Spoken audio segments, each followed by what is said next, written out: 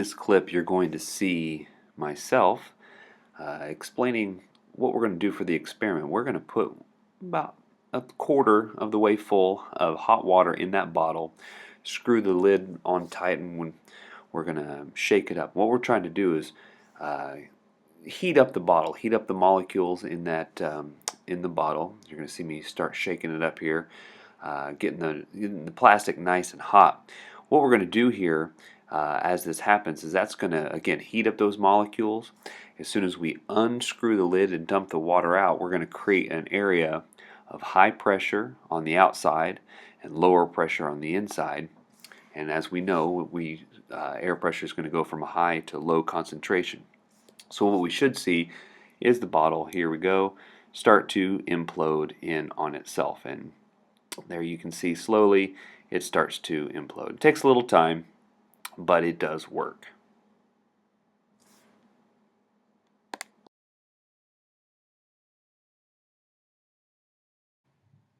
Again, what we see is the area of high pressure concentration on the outside rushing inward to low concentration on the inside, therefore crushing the bottle.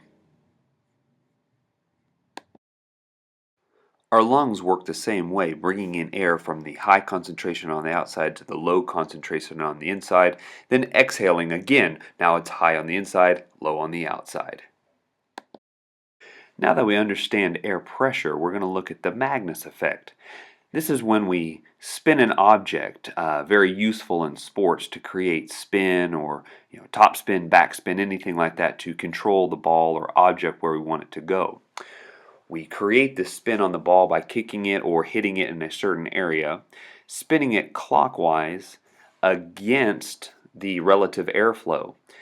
This creates a high pressure on the rear side going against the air and a low pressure area where the spin is going with the relative air pressure. What this does is this creates again a high pressure on the back into the side and a lower pressure on the other side to the front, causing the ball to spin or turn in the direction of the relative air pressure.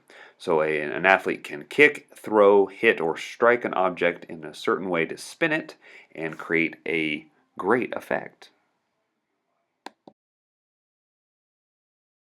Athletes use this effect all the time when they're trying to confuse or outwit their opponents.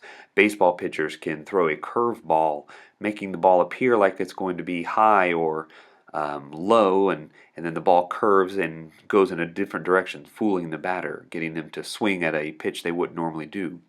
Volleyball players use this to create a weird spin on the ball, so when it serves, it floats through the air or dives quickly. Golfers can strike the ball on the back, creating a spin on the underside of the ball, causing it to go in a certain direction upon landing. Let's take a look at this in video.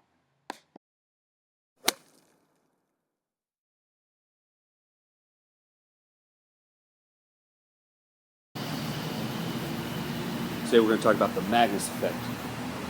We kick the ball with a little spin, create an area of high pressure on one side, low pressure on this side. The ball's going to spin off to the side, or at least it should. Let's see what we got.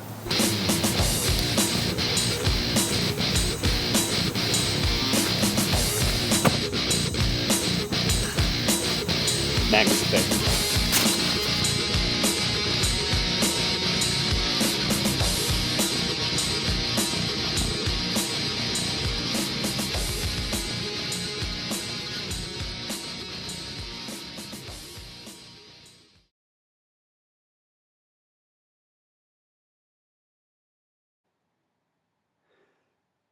As we can see, air pressure can be used and manipulated and changed based on the simple concept of moving from high concentration areas to low concentration areas.